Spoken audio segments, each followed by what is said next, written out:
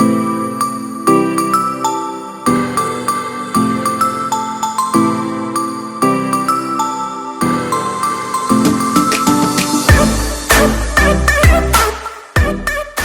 hey everyone, thank you for joining me for College Playground. I'm your host, Sydney Simone, and today I am joined with an LSU track star, former athlete at LSU, Arthur Price III. He's also an author, he's writing, he's from Baton Rouge, Louisiana, where I currently work as a news anchor and reporter, if you don't know.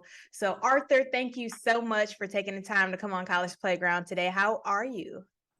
I'm doing good. Thank you for having me on. It's like think I was telling you earlier, just this Louisiana heat.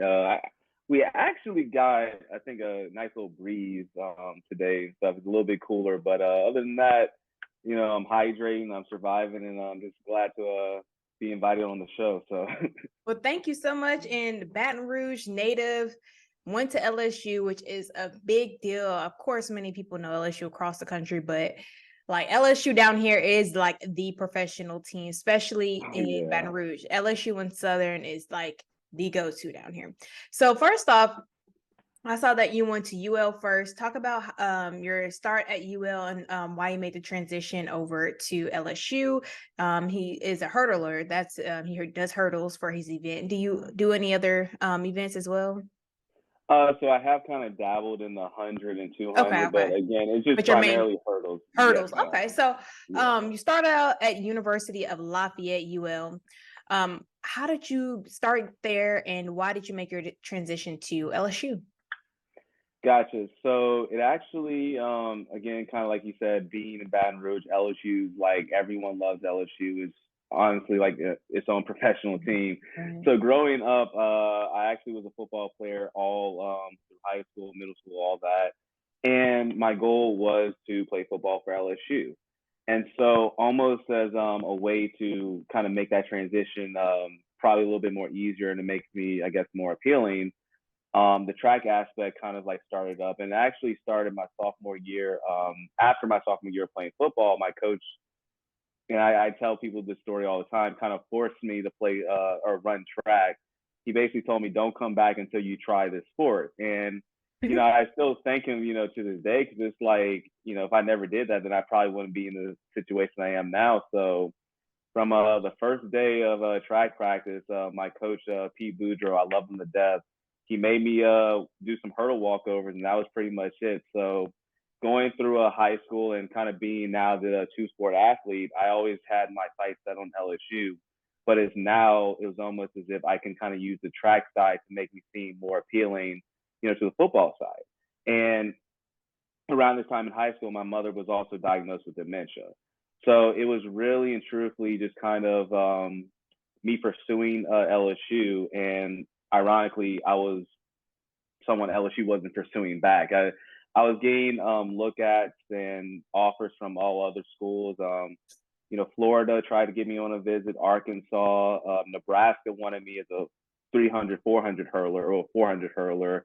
Oklahoma State, of course, ULL, and just all these other schools. But LSU never sent me anything and really didn't voice their interest in me other than from the football side. And that would have only been as a walk on. So it was hard at first, but I decided to go to ULL. Kind of, even though it was an hour 30, I still felt like it was relatively close to my family, especially with my mother being ill and just still being kind of comfortable within Louisiana. And when I got there, I had the expectation that I was going to play football and run track.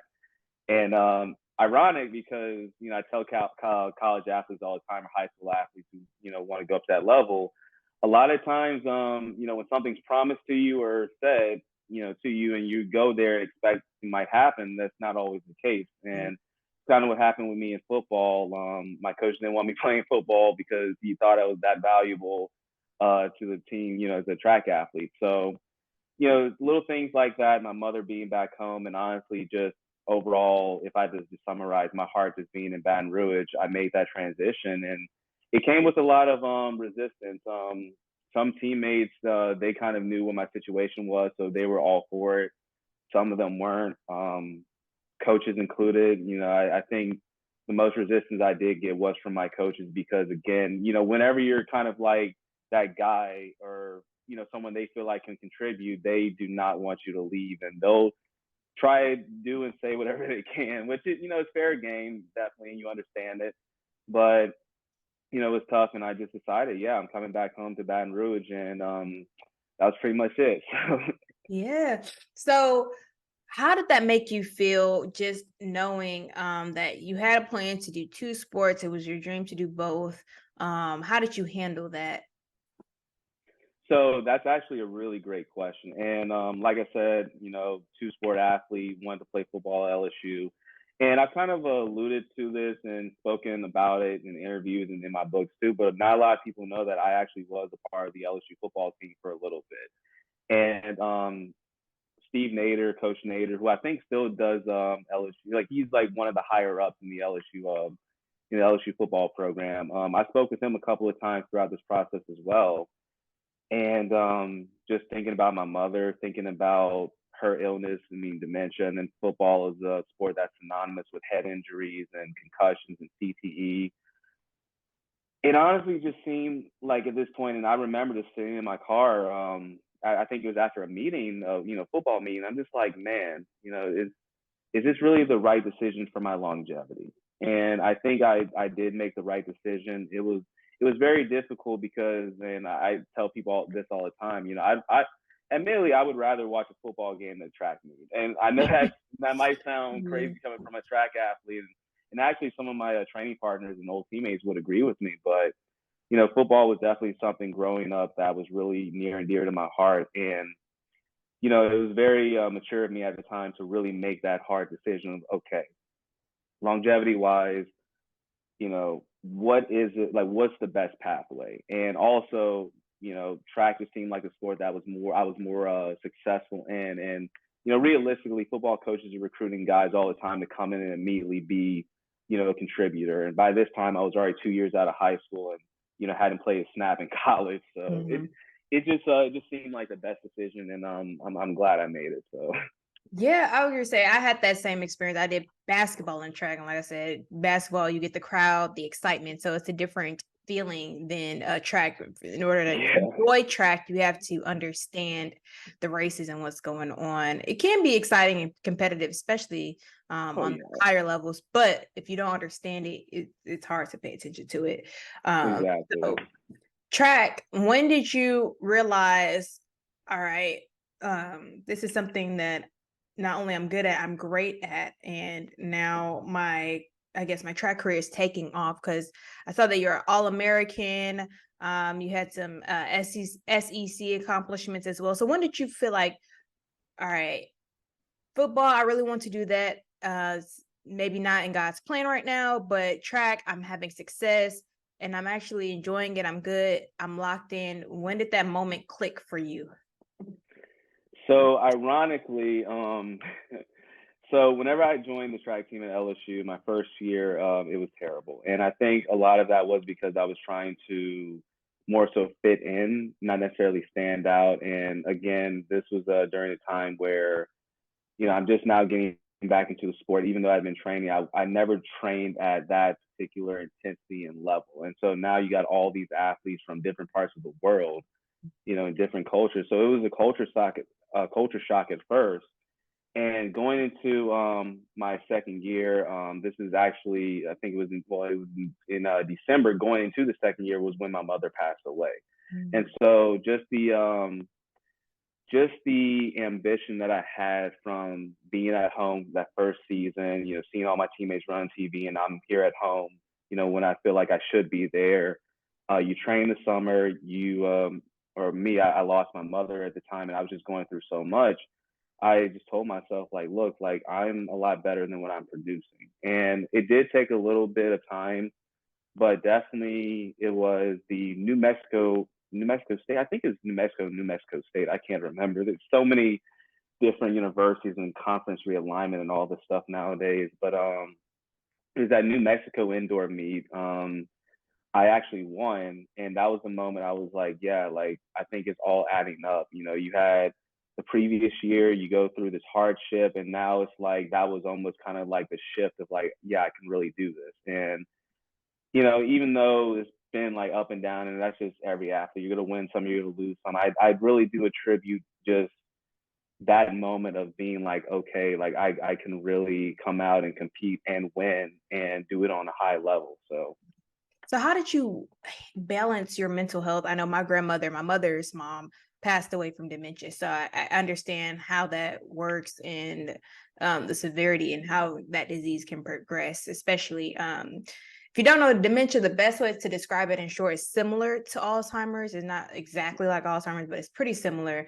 And so how did you handle that mentally? One, just on the bright side, you did get to come home and be there with your mother during that time, but just afterwards, balancing grief as well as trying to succeed. How did you handle that mentally and make sure that you stayed sane and focused? Because sometimes grief impacts people differently, but you use it to fuel you. So how did you handle that during that time, like mentally and emotionally? I'll say a lot of denial. There's a lot of denial. And me and my mother, or my mother and I, like growing up, she was really just the parent of reason and everything. Because I came from a military family, and my father sometimes would be away on tour or duty, whatever, and my mother would always be there. And so, just seeing her just kind of fall into that was really, you really do kind of combat yourself. And it actually got to a point in time where I almost blamed myself for no reason. And a lot of that did transition actually later into track after she passed away, where it was after nationals, and my coach and I, we were discussing like if I'd be interested to come for another season, because I had another season left. And I'll never forget this. Whenever I had to present my case to the NCAA, they wanted my mother's death certificate, and that was the first time where it actually, in writing and really ingrained in me, like, wow, she's actually gone. And that was something that really, even still to this day, sticks with me. And I mean, something that, it's kind of ironic, because you would assume that, okay, your mother passed away, people won't lie about that, but you have this billion-dollar organization that wants physical proof for some odd reason. But that's how they do business, and it just is what it is. But still, from that moment on, and just a lot of different things I was going through, I needed someone to talk to, and I actually reached out to the sports psychology people at LSU, and they did a great job of working with me and just keeping me sane, and also just helping me grow as a man. But definitely, just full transparency, a lot of those conversations were about my mother, and the disappointment, the feeling of letting her down, the denial. And it just really got to the point to where my sports psychologist, Miss Christine, who's amazing, I still talk to her every now and then, she really ingrained it in me of like, it's not my fault. Just things happen, it's unfortunate, but at the end of the day, I know I am making my mother proud. So it was very tough, but I think the biggest thing is definitely having the right support group to kind of like balance everything out. So I'm very thankful for them, and yeah. Well, I'm happy that you found a way to cope, and then you did go seek help, because a lot of times people bottle that up and don't really deal with it. And I know you said you were in denial, but eventually you did face it. So when your success started taking off, you're balancing grief. That was year 2, right? So Yes, ma'am. so what was it like year 3 and 4? You're in this healing journey. You started working during the summer to train. When did the that situation at LSU in terms of track turn around for you, and you started to see some reward for your hard work? So definitely year 2, and I think going up into year 3 until COVID. And it's actually very frustrating initially, year 3, mainly because I started out, it was the first race of the season, I actually tweaked my hamstring, and if people know anything about hurdling, the lead leg is probably one of the most important aspects of hurdling. So every single time, I'm leading with my knee going over the hurdle, I'm feeling a sharp pain. But I think it was just being kind of a young guy at that time, and not wanting to seem like the weakest link on the team. You just kind of, keep going with it and do whatever. But, COVID hit, and everyone obviously had to go home, and we came back for, that next season. And it was very difficult because it felt like at that time, I was going on the way up, but now it's like I'm kind of like going down, and I didn't know why. And I think a lot of that was because it probably just was not in God's plan to really, I don't want to say be successful during that time period, but more so work on other things besides track. So I definitely was, even though the statistics of my last season at LSU doesn't live up to par with who I am as an athlete, definitely just through all that I was going through this healing journey. And it wasn't just dealing with my mother too, it was also just dealing with identity of like who I am. And I think that's something that a lot of college athletes do deal with, because I mean, especially with the NIL stuff, like you see these college athletes, you see their face, you see the name, the likeness, and congrats to them to making money, but you really do have this battle of identity crises, especially when you get out of that environment, even if it's not going to the next level in professional sports, just being a professional in anything, you really do struggle with the identity crisis. And I think I kind of realized that probably a year earlier than some people I know, being that I was still in college and just kind of taking into consideration the future of everything. And it was definitely quite the experience, but it's one that it took years, but I'm definitely in a better place now. So how did you find yourself per se, or start to hone in and tune in to who Arthur is? And I guess I'll ask, do you think it was just like the status or the pedestal that you're put on as an athlete that caused like maybe the identity crisis, or feeling like you always had to live up to a certain standard or top yourself per se? Where did that stem from, and how did you overcome it? So it kind of goes back to like one of the first questions about, or one of the first things we talked about, how in Baton Rouge, LSU is really big. And I think, again, when I was younger, that was kind of the goal. And at this point in my life, it was almost like I was always chasing a goal, whether it's like, okay, graduate high school, graduate college, A, B, C, and D, do well for this meet, got this meet. It was almost like every single month, every single year, every single week, there was always a goal for me to achieve. And whenever I started realizing that, once I get done with LSU, there's not really a set goal, and there's not really a structure to help maintain me on that goal. Mm-hmm. It was very difficult. And I do think a lot of that was a result of kind of being put on that pedestal as well. Because and just being fully transparent, and I mean, I'm sure people know this, but in sports, when you're doing well, everyone loves you. When you're doing bad, it seems like you got enemies galore. And so, whenever that first season I wasn't doing well, no one was really helping me, really didn't have anyone in my back. And then, go into year 2, year 3, and, even some parts of year 4, it's almost like people are kind of helping you stay on track, so to speak, while you're achieving those goals. And, again, you just kind of lose track of yourself when you just kind of look at the bigger picture and like, okay, well, what's the next goal? And especially in college where, everyone has a specific goal, whether it's pass a test or do this and that. But it's like, once you leave, you have the real world. You literally have the world at your doorstep. And, some people think, okay, college is the real world. To a degree, that's true. But I think the real world starts whenever you leave college. Yes. I would agree. You have, and I mean, crazily enough, I mean, you have some people who, I mean, some people I think it's one guy I know, he has a PhD, and now he sells tacos and he's happy, so it's just kind of one of those things where you just never know what you're going to do, and you think you do, especially in college, but you just never do. And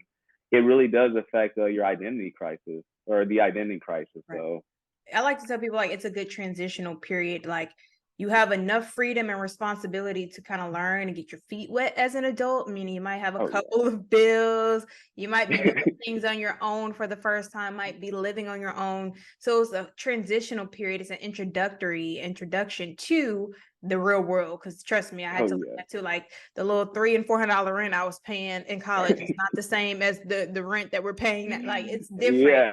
So, I get it. Like and then you have your group of friends. You're like in a confined space per se. It's hard making friends as an adult, harder at least. So yeah, Yeah. it's different, and I can see how that definitely takes a mental emotional toll on someone. Now let's transition a little bit. Yeah. Athlete, of course, like we talked about, football, track was what he finished at LSU with, but he also got into something else. He started to write and become an author. Arthur the author. How Yeah. did you get Yeah. into storytelling and writing? Where did that come from? So ironically, this is actually kind of like during COVID, and I already told myself whenever I was 18 that I want to do something kind of scholarly. And I mean, because I came from a private school, and everyone's making straight A's, everyone's want to be a lawyer, do something scholarly, and that kind of became almost like kind of like I guess what grew on me as well. And I just and I've always been in love with like writing poetry and the arts and just very abstract things, and just really getting in tune with self-expression through other mediums. And so it was during COVID, I was actually training at this gym. And I was I think talking to the owner one time. I was like, yeah, man, I would really, like to get my story out there, do something unique and stuff. And he said, yeah, you have a great story. You should find a way to really get it out there. And again, like I was going through all these things. You have COVID, still going through the grieving process with my mother, still dealing with the hamstring injury, and not really knowing, especially during that COVID period, like what would happen, after. Everyone was unsure, just the world in general. And so with all that chaos just kind of going on, it was just almost therapeutic to just kind of sit down and start writing that first book. And also helped with the identity crisis I was having too, of just reminding myself like what I've been through, who I am. And it honestly it's kind of become like a little mini series too. So I published the second one I think 2 years ago. I can't even remember. And I actually started working on the third one as well. And so that would kind of conclude this like little 3-book mini series, and then I'm gonna kind of work up to other things. But definitely, I'd always kind of planned to do something like that, and I think it was almost kind of like ingrained in my system too. Because my father, he's actually very he's a very artistic person himself, even though he doesn't want to admit it. And my mother was very artistic as well. She loved arts and crafts. She would be making necklaces and rosaries for people. So I think it's just kind of ingrained in my system to have that expression. And so yeah, when COVID came around and I was writing the book, it just became something fun. And now we're on book 3 and people enjoy it. So, what are some of the topics you've talked about in some of your books, So or maybe your definitely latest book? so the second book, Stardust Strings, for anyone that wants to pick it up, just kind of plugging that in there. Go ahead. A lot of the topics, definitely identity crisis. I do frequently talk about LSU and just kind of my experiences there as well, but not necessarily from the perspective that some people may think. A lot of people, may want the statistics and the drama and this and that, but I really talk about the reality of being a college athlete, where you're going to go out there, you're going to do well, and then you might have races that you don't do well, and you don't do well because you have stuff going on with your life. And people only see you on TV, but they don't see you when you leave, the Right. stadium, and what you kind of have to deal with. And so things like that, body image is another one. Kind of in my first book, at least, being African American and going to a predominantly white school throughout my life until I get to a college where you just have this melting pot of different cultures. So Right. it's a lot of different things, and definitely I felt a lot more comfortable talking about these things in my second book. So, for example, I talked about depression, anxiety, definitely things that I experienced from track and field, but also how it really made me into the person I am now. And it's almost kind of empowering to acknowledge it, but to acknowledge it in a way of, this didn't destroy me, it only made me better. So So how how has the gratification, the books been received by your family, your friends, the public? What's that experience been like, just stepping into a new hat? So definitely that first book was very shaky. I'll just be the first to admit it. And actually, when I published the second one, I went back and edited, and that first book has a second edition. It's For the Man Who Walks Tall. Again, if anyone wants to go pick it up, definitely. And so I think definitely in COVID, when everything was going on, it was kind of shaky. And actually, funnily enough, before the NIL stuff, I would have been able to do this. But LSU told me I had to stop selling the book because I mentioned, yeah, so I had to stop selling the book, which definitely hurt. It hurt the revenue, but it also, I think, just overall hurt just kind of getting it out there because, I'm over here making money and LSU's like, no, you have to stop because you're mentioning us and we own your likeness. Whatever, it's just Oh, because you're a pretty, athlete, they still owned your likeness? yeah. So pre NIL, it's just such a mess compared to what it is now. And I mean, Utah's football team, they all got trucks or something, which is crazy to think about. But yeah, it was tough because you had the LSU, the feedback from LSU, and then you're just kind of affected in how you can actually get the book out. Right. But I would say like people overall did really enjoy it. Obviously, you're gonna have people who aren't readers, and then you're gonna have people who, read it a little. So it just kind of varied. But I really took all the feedback and I took everything I realized and learned from that first book, funneled it into the second one, and it has it's been great. I think I've sold over 250 copies, Oh, and wow. compared to the first one, yeah, compared to the first one, I was honestly just giving copies away, and again, I was losing money because you're just giving it away. Right. But so yeah, and it's actually built up a lot of hype for this third one too. So I just feel like as a writer, and I mean, you can say the same thing as an athlete, you kind of learn. And once you have it down packed, now it's like, okay, like this is something that will work out. So wait, you released your first book though. This was all after school. No. The Okay, first okay. one yeah. So the first one, Was during because I'm, COVID, which was while yeah, you were still in school, kind of. So yeah. So I'm trying to okay. remember. I'm I like, I'm think I like, how are released they it. coming for you for your likeness if you aren't a Yeah, student anymore?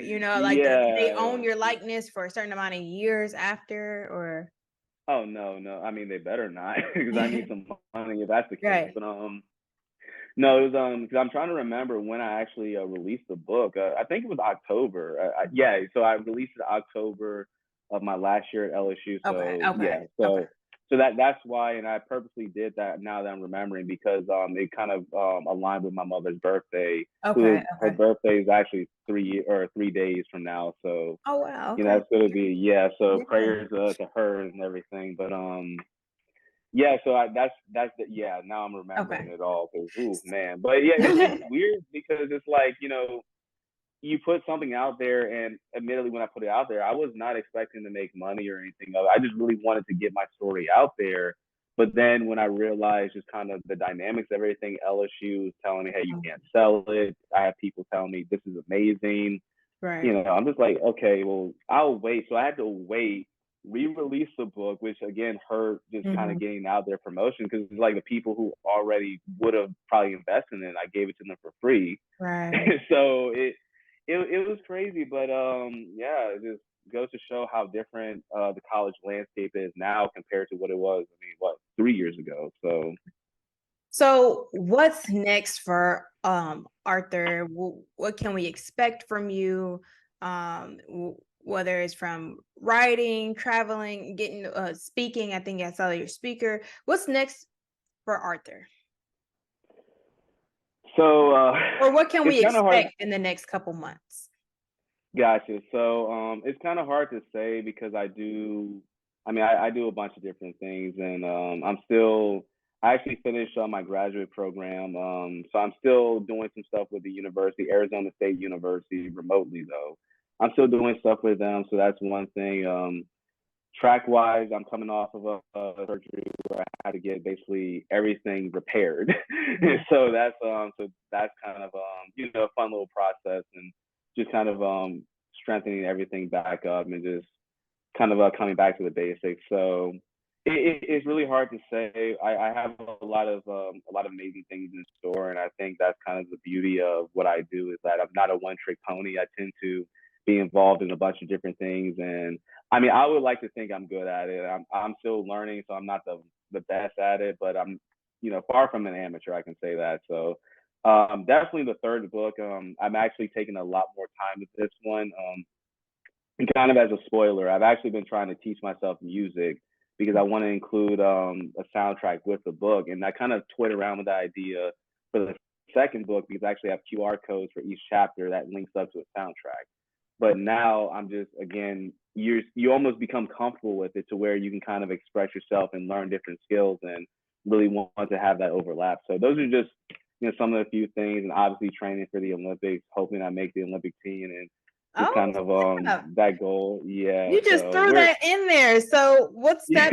I know we're almost out of time, but really quickly, talk about training for the Olympics. And is this your first time? So this is not my first time. Well, this is my first time as a professional training for the Olympics, but my last year at LSU, we had the Olympic trials. I qualified, didn't do well, and I think that's kind of been a motivating factor just to keep at it and keep working hard. And my first year as a professional, I did feel as if I kind of came on a little too late, and it really showed me how I really have to approach practice. Because in college, you're racing every other week, or actually every single week, and you're having 2 races per whatever if you're just doing that one event. And God forbid you got multiple events on the day. I mean, there's some people who run 6 races a day, which is insane. But yeah, I think that definitely taught me a lot. Year 2, I basically changed up everything. Just my approach, hurdling. I changed up some of my hurdle stuff, block start, everything. And then unfortunately I ended up tearing some very important muscles for me to even run. And I didn't even realize until I think it was June, and I had a bunch of my training partners be like, "Yo, like if you need to, get it checked out." But again, just being the immature athlete I was at this time, I was like, "Oh, I can power through it." And then I realized, like, no, like something's actually wrong. Go in July, and they tell me, "Yeah, you need surgery." I'm just like what? I've never had surgery before. This past July. So, yes, ma'am. Or no, this July. Yeah, this past July. So you're getting ready for the upcoming Olympics next year. Yes, ma'am. Oh wow, that's so. You're representing USA. Team USA, yes, ma'am. Oh wow. So, well, hopefully, yeah. So hopefully. we're gonna. I know we're almost out of time here, but we're gonna pray that you get that opportunity and make sure we stay on the lookout for that Team USA hurdler. Again, he does hurdles. Really quickly before we go though, as you're preparing for the Olympics, and even when you ran at LSU, what songs, artists, what locker room tunes got you in the zone before meet? Great question, because I'm actually an outlier, because all my training partners and teammates, past, current, or whatever, they would play, I don't know, Drake, Youngboy, whatever. And I tell people, look, I'm always in the back listening to nature sounds. Okay. So nothing wrong with that. Podcast, nature sounds, or any podcasts, any inspirational things? I'll listen to some inspirational stuff. If and this is just for whoever wants to listen to it, not plugging his YouTube channel, like sponsoring or whatever have you. But Hindsight, he's a very good motivational speaker. He's very chill. Definitely, I listen to him very often. I just really love his material and his videos, and I always have it with a cup of tea. And that's actually something that I did throughout my time at LSU a few times as well, just drinking some tea, listening to something calming. But I really love to keep myself calm. And I tell people, it's like, hey, look, if you're on edge, 24/7, you're probably gonna be tired by the time you get to the race. So it's good to just kind of be calm and composed, but hey, when it's time to line up, then you can probably, just start throwing stuff and, be crazy. I've seen some crazy stuff when it comes to sports. But, especially when you have they getting ready to get in the blocks and they're doing all that yelling and screaming. But I like that. If you're calm and Oh collected, yeah. save your energy, it's all about what you listen to. So we have about 45 seconds here. Really quickly, leave the listeners with some advice or anything that you any inspirational thoughts or anything that you would do differently during your career or your time as an athlete. So I would definitely say this is something that I've going in to year 3 and having the goal of the Olympics and also going through rehab and everything like that. Just really be within yourself. And I actually put this out on my social media as well. You spend most of the time, most of your life inside your own head. So definitely make sure it's a clean place. The external a lot of times doesn't matter as much as we think it does. And just at the end of the day, no matter what happens, just know you have God, you have yourself, and you're blessed either way. And especially as an athlete, we complain about our performances, but some people are they can't even walk. So I Right, think you have right. that blessing, and that. It kind of makes everything a little bit easier. So just knowing who you are, being within yourself again, taking care of your mental health and meditation, prayer, and just even though it may get hard, just try to put a smile on it at the end of the day and just know it's going to get better. So But Arthur, thank you so much for joining me on College Playground. I appreciate you coming on. And yeah, make sure you guys check out his books and everything he has going on. Thank you.